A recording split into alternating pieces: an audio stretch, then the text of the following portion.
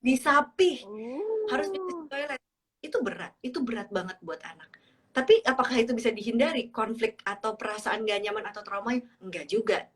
Tapi dengan punya baseline positif, iya, yaitu secure attachment atau kelekatan yang aman, yang bikin anak benar-benar merasa aman di dunia ini, itu tuh bisa banget ngebantu anak dengan trauma-trauma itu, justru dia bisa memetik buahnya gitu ya, bukan ngerasain sakitnya terus gitu. Karena kalau misalkan nggak ada ngerasa aman itu, pengalaman-pengalaman traumatis yang anak lewatin itu, walaupun emang tetap harus dilewatin gitu ya, itu akan justru nempel sakitnya yang dia bawa sampai gede, itu yang jadi trauma yang berkepanjangan gitu, istilahnya kayak gitu sih. Itu major event sih. Yes, betul sekali. Teman-teman, kita cuma punya 3 menit lagi. Saya nggak tahu saya harus menanggapi itu atau saya harus menjawab pertanyaan. Apakah ada solusi dari teman-teman? Kita harus melakukan apa, teman-teman? Wah, banyak juga ya pertanyaannya ya. Iya, banyak pertanyaan yang tadi di komen yang aku udah nggak bisa scroll. Nggak tahu kalau dari Caca bisa scroll nggak. Tapi mungkin kita bisa jawab 1-2 pertanyaan kali ya, Ca.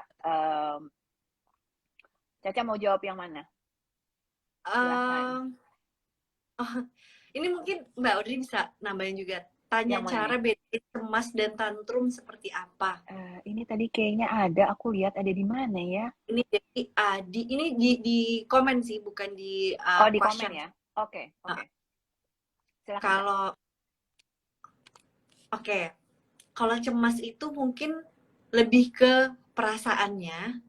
Tantrum tuh bisa terjadi karena itu perilakunya sebenarnya, yang kelihatan tantrumnya. Walaupun di dalam tantrum itu sebenarnya bisa jadi ada rasa cemas, ada rasa marah, ada rasa sedih, dan perasaan-perasaan lainnya yang besar banget gitu. Tapi cemas itu lebih ke perasaan anak yang takut sama apa yang mungkin atau tidak mungkin terjadi gitu. Jadi kelihatan misalnya dari dia tidak mau melakukan sesuatu yang biasanya dia mau lakukan gitu, karena sebenarnya ada ketakutan yang belum teridentifikasi. Nah, itu biasanya kelihatannya kayak cemas. Atau misalkan anak gugup atau anak takut memulai sesuatu yang baru, itu biasanya cemas. Tapi kalau tantrum itu biasanya perilakunya berlebihan, perilakunya meledak, perilakunya bisa sampai guling-guling, bisa sampai teriak-teriak, yang lebih intensitasnya daripada nangis dia biasanya gitu.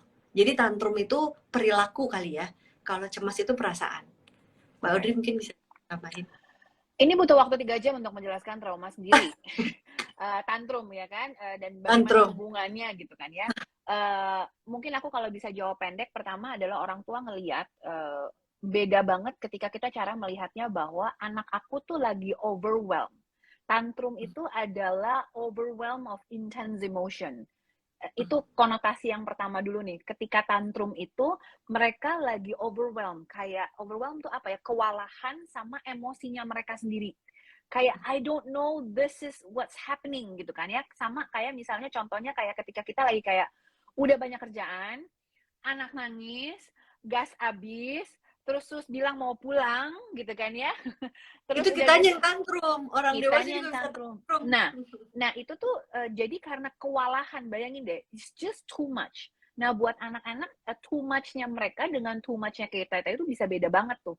Jadi kalau pada anak-anak biasanya kita bilang kalau sesuai dengan prosesnya dia itu adalah sekitar kurang lebih 1 tahun, 1,5 tahun sampai usia 3 tahun. That specific toddler period yang kita benar-benar bilang bahwa itu tantrum.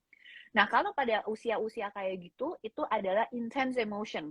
Banyak sekali proses-proses di otak, jadi bayangin otaknya tuh kayak meletup-meletup. Gitu ya. Dan kayak, ini apa sih gitu. Dan ketika ada hal kecil aja di luar, yang kadang-kadang dia juga butuh mengerti gitu kan ya. Kayak dia juga belum ngerti gitu. Sehingga ini kayak, what is this? Gitu. Jadi contohnya misalnya dia ketika, ini banyak banget nih curhat-curhatnya adalah ibu-ibu adalah mau makan pakai mangkok. Mangkoknya warna biru, tapi biru yang ada merah-merahnya. Padahal di rumah nggak ada yang biru ada merah-merahnya gitu kan ya. Jadi buat dia kayak kok bisa nggak ada? Bagaimana mungkin hal ini terjadi bahwa tidak ada? Karena mungkin dia lihat di TV, apa yang dia lihat di TV ada di rumah. Lalu dia melihat ini ada di TV, kenapa di rumah nggak ada? Sehingga it doesn't make sense. Buat mereka jadi kayak what is this? I don't know. Sehingga bentuknya intense emotion. Nah, yang kayak tadi Caca bilang, manifestasinya atau ekspresi emosinya bisa menjadi sangat berbeda. Ada anak yang jadi diem, jadi ngambek, ada yang jadi marah-marah, ada yang jadi teriak-teriak. Manifestasinya bisa beda-beda banget, ekspresinya bisa jadi beda-beda banget. Tapi the bottom line untuk tantrum sendiri adalah mereka lagi punya intense emotion, the expression of intense emotion.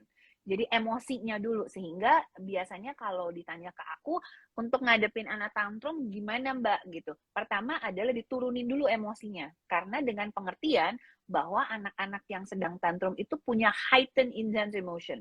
Jadi the first thing that you do adalah bukan ngasih tahu, nggak punya adik, nggak efektif.